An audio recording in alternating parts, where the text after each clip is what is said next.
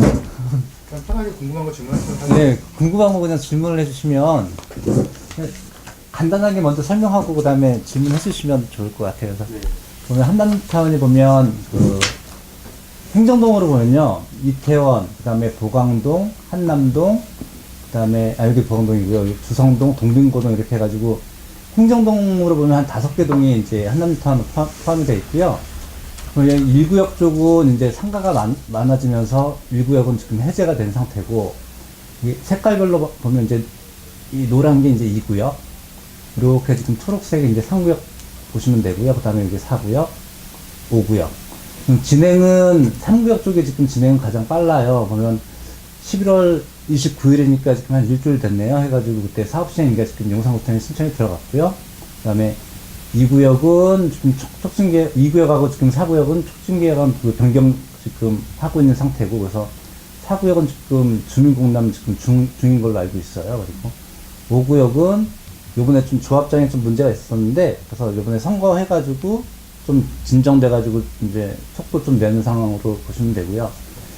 전체적으로 이제 크기를 보면 아무래도 이제 3구역 자체가 전체 면적의 한 그 반 정도 보시면 돼요. 그래서 세대수도 조합원도 지금 보면 조금 그 이제 이렇게 좀 유들은 있지만 3,893명 정도 그렇게 지금 조합원 지금 되고, 조합 그 분양 대상자는 그거보다는 좀 더 될 것 같고요. 그렇게 보면 여기 같은 경우도 총 그 요번에 촉진계획으로 변경돼 가지고 사업시행가 지금 들어갔었던 그 세대수가 5,816세대로 이제 건립되는 걸로 보시면 됩니다. 그래서 분양은 59제곱미터부터 해가지고, 그러니까 25평부터 해서 60평까지. 그래서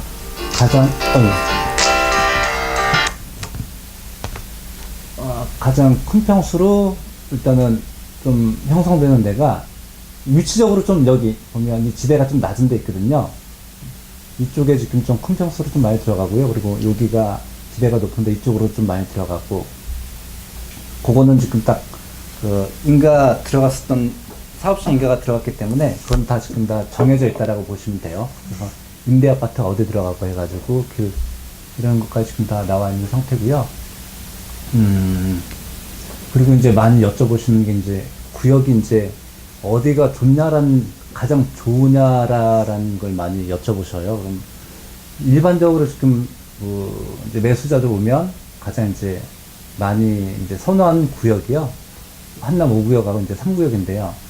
3구역은 진행이 가장 빠르고, 5구역은 한강변하고 이제 가장 많이 접해져 있고요. 그 다음에 용산민족공원하고 이제 가까운 상황들. 그리고 신분당선 이쪽에 생겨요. 지금 보면 강남역까지 지금 들어와 있고, 강남역에서 이제 2차 구간 해가지고 신사까지 지금 공사하고 있거든요. 그래서 신사부터 해가지고 이렇게 지금 들어와요. 이렇게 지금 들어와서 한남대교 넘어서 이렇게 해서 이쪽에 생기고, 그 다음에 중앙박물관, 그 다음에 그 용산역으로 이제 이어지는, 그래서 이쪽 같은 경우는, 그리고 이쪽이 그래도 그 개발 호재가 많은 게, 여기가 지금 수성구거든요. 그리고 여기가 지금 유엔사 부지. 여기 유엔사 부지 같은 경우는 매각이 됐어요. 그래서 요 유엔사 부지, 그 다음 수성구, 그 다음에 여기 보면 그 외인주택 해가지고 지금 나인원 한남 짓고 있는데, 요거랑, 그 다음에 남영동 쪽에 보면 킴스킨비즈 해가지고 4개를 매각을 해가지고 그 용산공원 그 이전비를 마련하는 거거든요. 그래서 지금 요거 지금 매각됐고, 이거 매각됐고, 그 다음에 이제 이걸 매각을 해요. 그 다음에 킴스킨부즈 해가지고 남영동 매각을 하는데, 2개는 매각이 됐는데, 이게 지금 1조가 넘게 지금 매각이 됐어요. 그래서 여기 같은 경우는 그 건축 면적의 30% 정도가 이제 주택으로 가능하고, 나머지는 이제 그 업무 시설이나 상업 시설로 이제 들어간다라고 보면 돼요. 그래서 이쪽에 보면 아파트가 지금 한 800세대 정도 지금 계획을 하고 있더라고요. 근데 거기가 지금 보면 상당한 1억 정도 나올 거다라는 얘기를 해요. 이쪽이. 그 다음에 이제 수성부 이제 공사를 했고, 왜냐면 이제 공원하고 이제 바로 맞닿아 있으니까요. 그런 거에 대한 좀, 혜택들은 많이 볼 것 같아요. 그리고 여기 이제 용산 그 공원도 보면, 3단계로 해가지고 지금 이제 오픈을 한다라고 얘기를 하더라고요. 그래서 지금 가장 먼저 이쪽 어떻게 보면 이쪽 부분부터 먼저 이제 그 개방을 할 거다라고 얘기를 해서 지금 뭐 그 투어하고 있다라고 뭐 주말마다 한 번씩 해가지고 뭐 투어를 좀 하고 있다라고 하더라고요. 개방해서 그렇게 이제 진행들은 좀 되고 있다라고 보고요. 그리고 여기 보면 상구역 같은 경우도 요번에 사업 시행인가 넣으면서 입주를 2022년으로 잡아놨어요. 2022년에서 23년 정도 잡아놨는데, 항상 보면 조합에서 지금 계획하는 것보다는 진행이 조금은 좀 더딘 상황으로 좀 보면 되고요. 그래서 저 개인적으로 보면 한 2024년, 2025년 정도 되지 않을까. 그리고 신분당선 자체도 용산까지 가는 그 완공이 2025년까지예요. 그래서 그거랑 이제 같이 맞물려서 되지 않을까 이런 생각이 좀 들고요. 그다음에 이제 구역별로 해가지고 이제 세부적인 내용들 많은 게 3구역도 그렇고 4구역도 그렇고 이제 뭐 여기 장문로에 대한 그 문제들, 그다음에 여기도 한강교회에 대한 문제들, 이렇게 세부적인 문제들은 있어요. 근데 이거는 다음에 좀 기회가 되면 좀 말씀을 좀 드리도록 그렇게 하겠습니다. 그리고 여기서 이제 5구역의 이제 변전소, 이제 단점들을 좀 얘기해 보자 보면 다 구역마다 어떤 그 장단점들을 다 갖고 있어요. 그래서 어디 구역이 최고로 좋고 또 최고로 나쁘고 이런 거보다도, 예를 들어서 뭐 가장 지금 비선호 이런 뭐 좀 그렇지만 좀 선호도가 조금 적은 데가 2구역이거든요. 근데 2구역도 보면 그 이태원역에서는 가장 가까운 데예요. 그래서 뭐 6호선 타고 다니는 사람 마포나 이쪽 가기에는 정말 좋은 그 위치거든요. 그래서 여기도 이쪽에서뿐만 아니라 여기서도 항구가 다 돼요. 여기서 보면 여기 보강초등학교가 아니라 뭐 여기 지금 한 2층 3층 되는 그 옥상 올라가면 한강이 다 보여지거든요. 그래서 여기도 뭐 15층까지 짓는다라고 하니까 그거에 대한 이제 어떻게 보이냐가 다른 거지, 달라서 뷰가 다른 거지, 굉장히 여기도 전망이 좋은 상태들, 그렇게 보시면 될 것 같습니다. 뭐 이태원에 대한 어떤 혜택들도 그대로 볼 수가 있고, 또 여기서 보면 오히려 3구역보다도 2구역이 공원까지는 더 가깝고, 그런 좀 장단점들은 많이 갖고 있고, 학교를 보면 여기 3구역 같은 경우는 보면 원래 여기에 지금 초등학교가 생기기로 처음에 기본 계획에는 여기 있었는데 이게 이쪽으로 이제 이전이 됐어요. 그래서 이쪽에 이제 초등학교 하나가 들어오고, 그 다음에 이쪽에 지금 한남초등학교가 기존에 초등학교 하나 있는 거, 그리고 2구역의 보강초등학교가 이렇게 내려왔다가 이게 좀 뭐 교육청하고 어떤 시비가 붙어서 원 자리에, 지금 이 자리에 그대로 지금 입주를 했고요. 그 다음에 여기 중고등학교는 지금 여기 있는 상태. 그래서 학교는 그렇게 모자르다라는 생각은 그렇게 안 드는 것 같아요. 그 5구역에 보면 또 옆에 지금 서빙고 초등학교 있어가지고 학교에 대한 거는 크게 문제가 되지는 않을 것 같고, 또 이제 많이 이제 여쭤보는 게 이제 학군에 대한 걸 얘기를 해요. 근데 여기 오시는 분들이 대부분 뭐 한남뉴타운을 저기 뭐 동대문구랑 비교하진 않거든요. 한남뉴타운을 보게 되면 이제 강남 이쪽 이제 반포랑 압구정, 그리고 어차피 강남권하고 같이 비교를 하는데, 학군을 얘기를 하면 이제 한남뉴타운이 아무리 지금 건축 계획이 좋고 잘 지어도 학군 자체를 강남을 뛰어넘을 수는 없어요. 그래서 거기에 대한 거는 일단 약점으로 보지만, 자연 환경으로 보게 되면 결국은 뭐 한남대교 넘어서 보면 이쪽이 압구정, 이쪽이 반포인데, 이쪽에서는 한강을 보려면 북향이거든요. 근데 이쪽에서는 순수하게 진짜 남향이에요. 그래서 뷰나 어떤 전망들은 굉장히 시원하게 좀 나와 있는 상황들, 거기에 대해서는 또 장점으로 갖고 있고, 그래서 그렇게 좀 이해를 좀 하시면 될 것 같고요. 이 한남 뉴타운뿐만 아니라 주변에, 그리고 이제 투자할 때 가장 크게 생각을 해야 되는 게 결국은 기간하고 투자 수익인 것 같아요. 그럼 한남 뉴타운 같은 경우는 그럼 이제 거기에 투자했었을 때 어떻게 수익이 날까라는 생각을 해보면, 그리고 한남 뉴타운은 이제 비교를 해보면 이제 압구정하고 이제 반포를 많이 비교를 하는데, 반포가 지금 뭐 27억, 뭐 30억 정도 33평짜리 기준으로 보면 27억에서 30억 정도를 지금 보거든요. 새 아파트. 근데 여기도 이제 지어졌을 땐 새 아파트가 될 거다라고 봤을 때, 아무리 보수적으로 본다라고 해도 23억, 24억은 갈 것 같아요. 그렇게 보면 지금 다른 재개발 지역들도 보게 되면, 물론 이제 좀 차이는 나지만, 단독주택 한 35평에서 38평 갖고 있는 사람, 예를 뭐 신길이 됐던 아니면 흑석이 됐던 35평에서 한 38평 갖고 있으면 33평 아파트를 거의 무상으로 가는 그 개념이거든요. 근데 여기도 마찬가지일 것 같아요. 근데 그 33평짜리, 그러니까 예를 들어서 뭐 38평짜리 아파트가, 38평짜리 단독을 갖고 있다라고 하면, 나중에 33평 아파트를 무상으로 갖는다라고 생각을 하면 돼요. 그럼 38평짜리 단독은 시세가 계속 변동이 될 거 아니에요. 그 38평에 대한 감정가도 계속 변할 거고요. 물론 사업시 인가의 시점이지만, 그 변동이 됐지만 이게 10억이 됐든 20억이 됐든 내가 들어가는 건 어차피 지금 그 33평짜리 아파트 무상으로 들어간다는 개념으로 보면, 그렇게 이제 그 개념에서 지금 보면 38평짜리가 한 16억 5천에서 한 17억 정도 될 것 같아요. 거기에 이제 그럼 17억 정도에 사가지고, 17억까지는 한 16억 정도? 16억 5천 정도 될 것 같아요. 요즘 시세가. 거기에 지금 추가 분담금은 없고, 그 사업을 한 5년에서 6년 정도 본다라고 하면, 거의 그 이자 비용하고 기회 비용을 따지면 한 1억 5천 정도가 들어가요. 그럼 총 투자 금액이 18억 5천인 거예요. 그럼 내가 입주 후에, 제가 지금 뭐 24억, 25억을 얘기를 했지만, 이거는 그 어떤 그 예측을 하는, 추정을 하고 예측을 하는 거지 정확할 수는 없잖아요, 이게. 근데 어느 분은 20억을 볼 수도 있고, 또 18억 5천을 볼 수도 있고, 17억을 볼 수도 있어요. 그럼 18억 5천을 본다라고 하면 투자 가치가 없는 거예요. 그럼 그분들은 사시면 안 되고요. 투자 가치를 내가 얼만큼을 보냐에 따라서, 저는 또 25억을 얘기를 했지만 30억 그 이상을 보시는 분도 있거든요. 그러면 전 25억을 얘기를 했지만 그 이상의 수익이 나오는 거고, 그래서 그 어떤 그 나중에 입주 후에 시세를 지금 보는 거는 결국은 제가 어떻게 브리핑을 해도 그거는 본인의 몫이 되는 거고. 그리고 이제 기간을 제가 한 입주까지 5년, 6년을 말씀을 드렸지만, 이게 재개발 사업이다라고 하는 게 건물이 올라가다가도 멈출 수가 있거든요.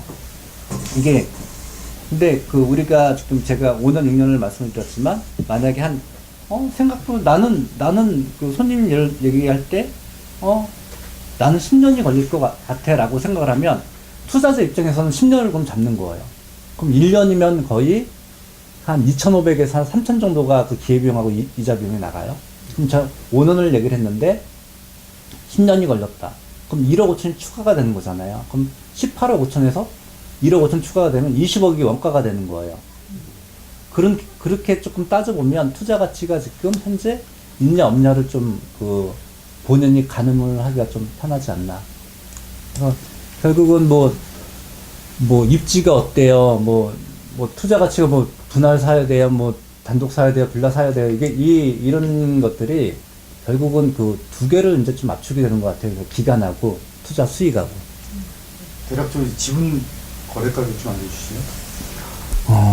요즘은 그 913 대책 나오고 나서는 거래 자체가 딱 죽었어요.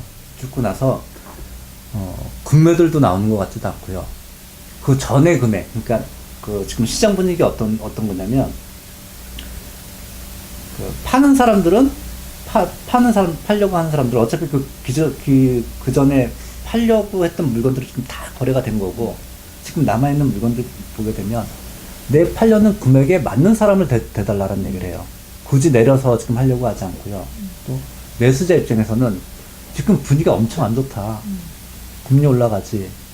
그러니까 물건이 지금 저렴하지 않으면은 지금 내가 굳이 살 이유가 없다. 그 갭이 딱 느껴지는 게 한 1억 5천 정도 되는 것 같아요. 시장에서 딱 느껴지는 게 한 1억 5천 정도, 현재 15억짜리가 한 13억 5천이면 거래가 되는 상황. 그러니까 그 손님들이 없는 상황들은 아닌 것 같아요. 왜냐면 기존에 그 누적되어 있는 손님들이 굉장히 많아요. 어느 부동산이나 중개업소나. 그래서 금액이 그 정도 되면 내려가면 아마 거래는 되지 않을까, 이런 생각들. 괴리가 그 갭이 한 1억 5천 정도 차이 나는 것 같고요. 아직 매도자가 가격을 내리지 않는다는 거죠. 네. 그리고 지금 보면 이게 전체적인 부동산 시장이 이렇게 다운되지 않는 이상 그렇게 내려갈 것 같진 않아요. 왜냐면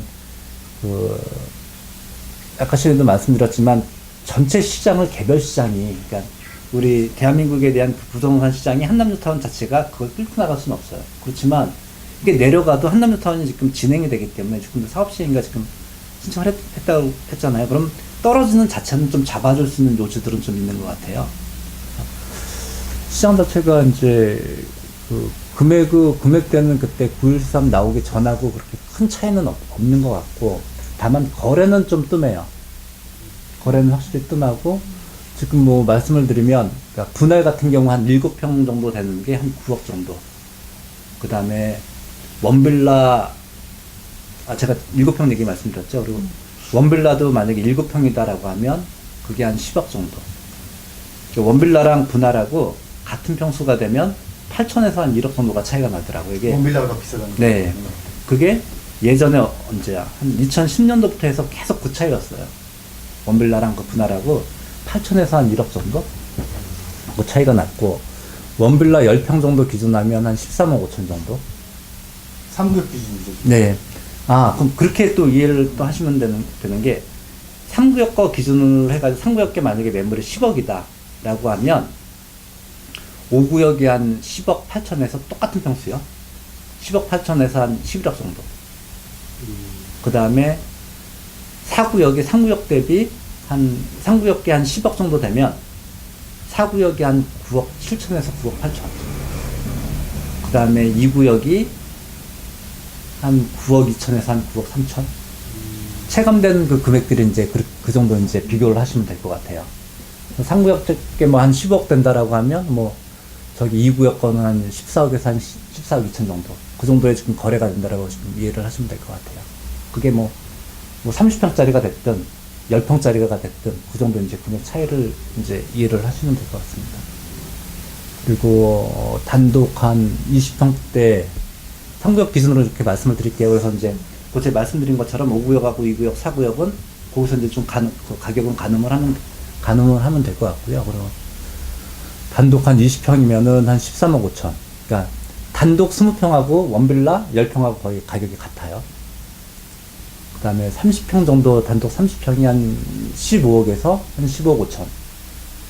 15억 5천 되고, 그 다음에 40평 정도 되는 게 한 18억. 그 다음에 50평 되는 게 한 20억 정도. 근데 여기 대책 딱 전 기준 말씀하시는 게 아니고 지금 그렇게 보시면 돼요. 근데 여기가 그 3구역 같은 경우가, 그러니까 이게 구역마다 조금 차이가 나요. 왜냐면 지금 보면 3구역 같은 경우는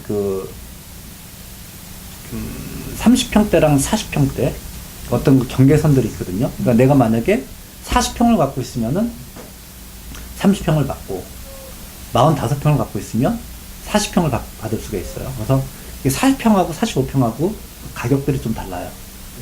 근데 이게 지금 40평, 40평, 45평이 될 수도 있고 40평, 50평이 기준이 어디가 될지 몰라요, 지금요. 왜냐면 그거는 이제 정확한 건 이제 관리처분 이제 나와야 되는데, 근데 우리가 보면 여기 지금 한남 3구역 그 조합원권 이제 쭉 평수를 갖고 있는 걸 쭉 나열을 해보면 몇 평대에서 이제 갈린다라고 하는 건 조금 가늠은 할 수는 있어요. 그래서 정확할 수는 없지만, 이 평수에 대해서 지금 우리가 40평대 건립되는 게 한 900세대, 한 950세대, 970세대 정도 되거든요. 그럼 거기서 이제 갈리는 그 평수들이 있어요. 그래서 그렇게 좀 거기서 이제 몇 평대, 몇 평을 갖고 있으면은 몇 평대 갈 수 있다. 이렇게 좀 평형 배정은 좀 가늠을 할 수 있다라고 보시면 될 것 같습니다. 그것도 마찬가지, 25평하고 33평하고 갈 수 있는 평수들. 좀 가늠을 할 수 있고요. 그 전반적인 거는 좀 말씀을 드린 것 같거든요. 또 얘기를 해주실 거 있으면은 제가 좀 말씀을 좀 드릴게요. 저희 교회는 그대로 가는 건가요? 요번에 그 심의가 결국은 그 공원 심의 때문에 이번에 좀 늦어졌거든요. 그러다 공원 심의가 11월 23일인가 21일날 떨어졌어요. 떨어지고 29일날 이제 바로 사업 심의가 들어갔는데, 이거에 대해서는 지금 좀 협의 차원에서 그냥 놔두기로 했어요.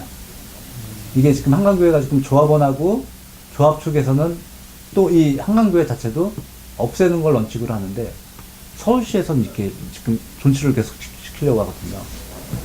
그래서 이 문제는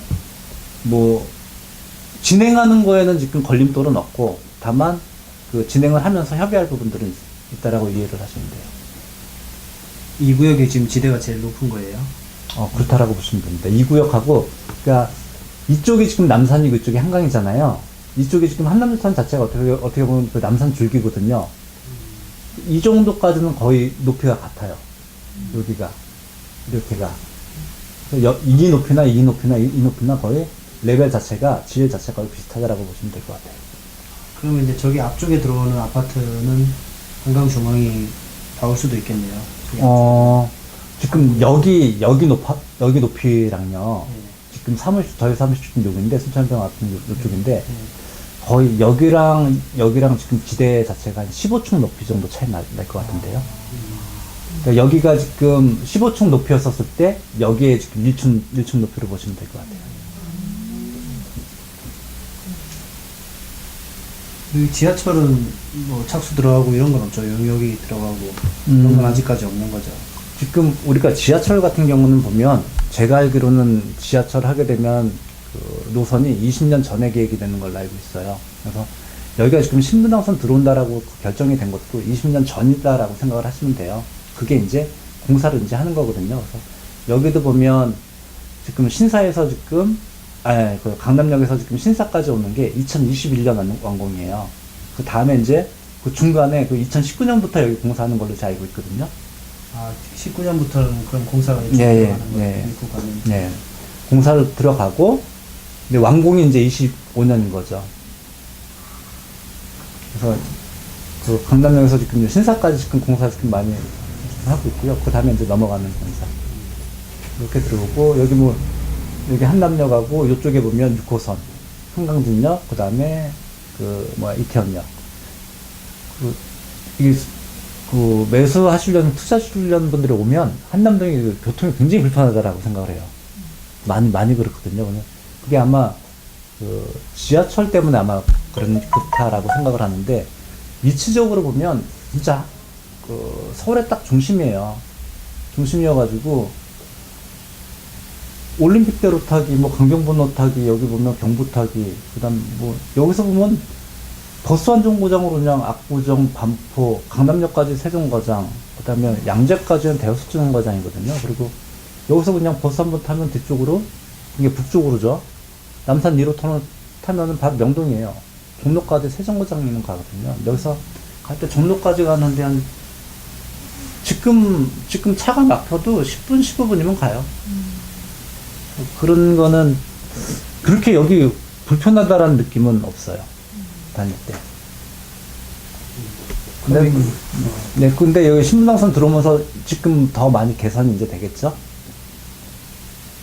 또 여기 상구역에서 네. 그 분할을 아까 전에 7평짜리가 한 9억 정도 한다고 했잖아요. 네.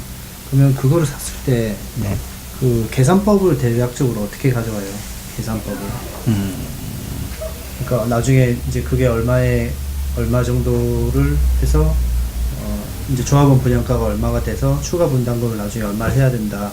이런 이게 참 대략적인 계산. 예. 말씀드리기 굉장히 어려운 건데요. 예. 이게 우리가 추가 분담금이 이제 어느 정도 이제 나올 건가에 대한 그 문제잖아요. 근데 지금도 보면 우리가 이 질문 하기 전에 보면 단독하고 빌라랑 어떤 걸 구입을 해야 되냐라는 그 질문들을 많이 해요.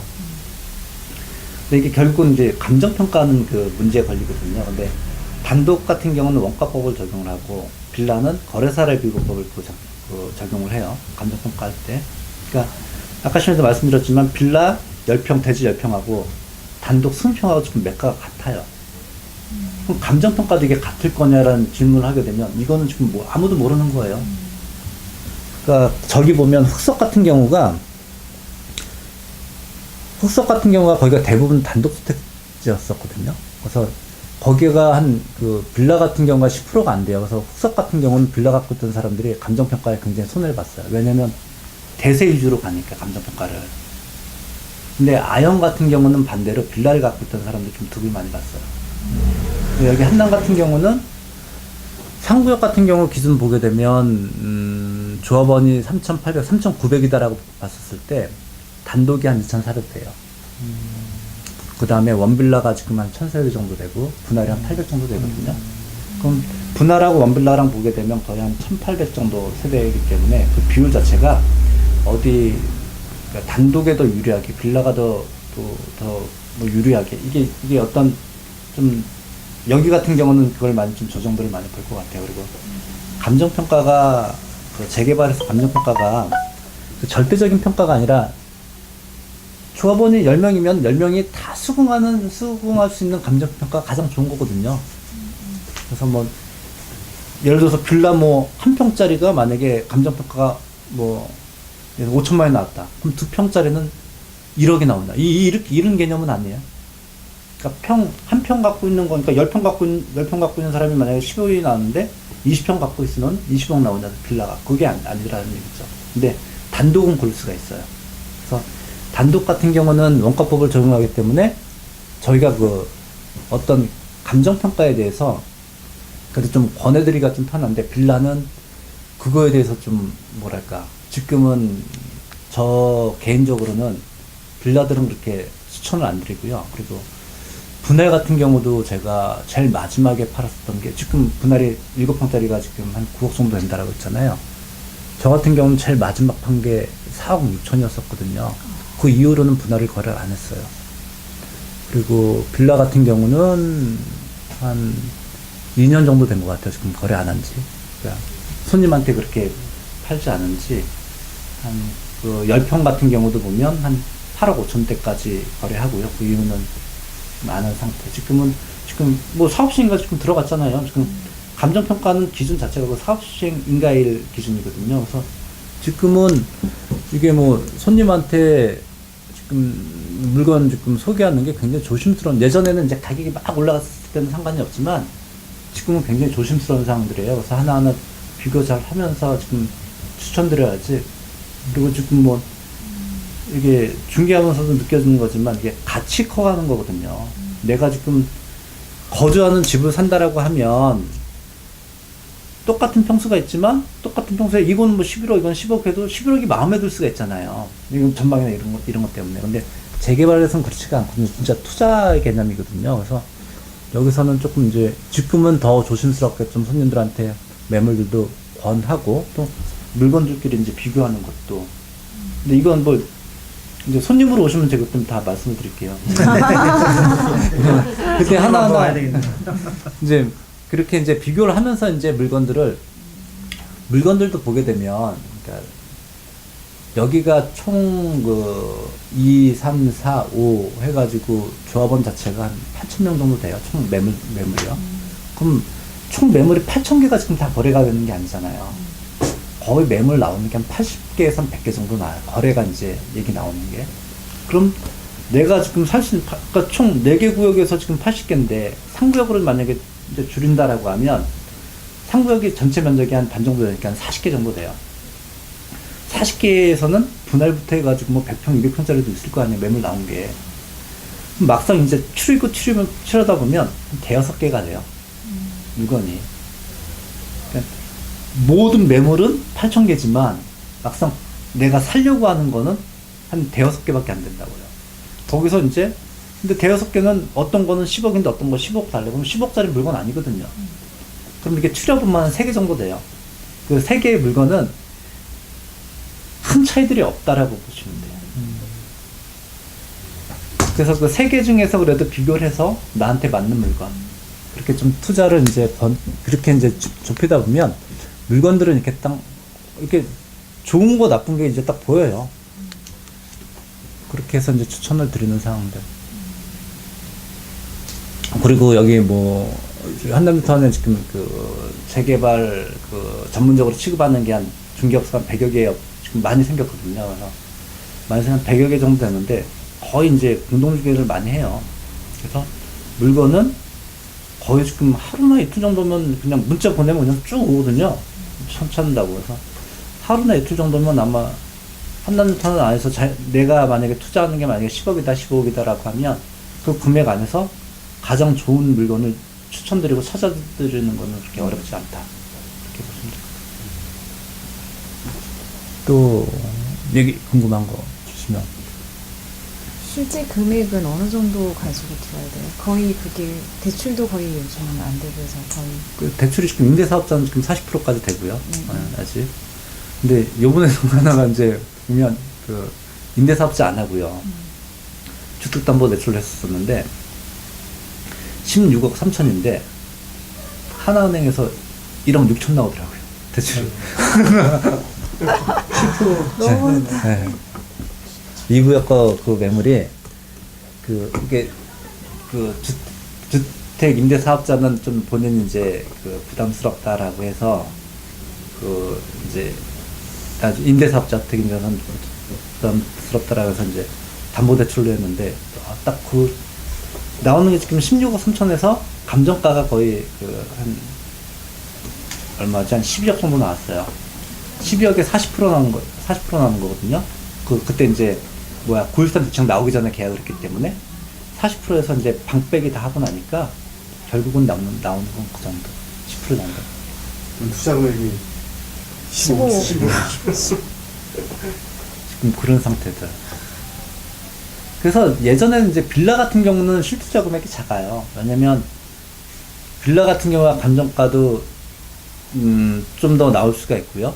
그 다음에 반공제, 우리 단독주택은 반공제를 다 하거든요. 그러니까 3,400만 원씩 공제를 하는데 단독주택 같은 경우는 1, 2, 3층 있다라고 하면 한 6개 정도를 공제를 해요.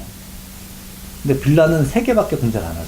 그래서 그만큼 이제 대출 금액이 좀 많이 나와서 그런 데서 이제 빌라들을 조금 찾는 경우도 또 있죠.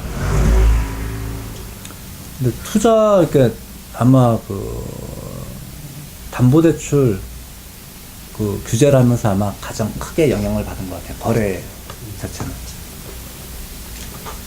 박수 한번 주시고 네. 감사합니다.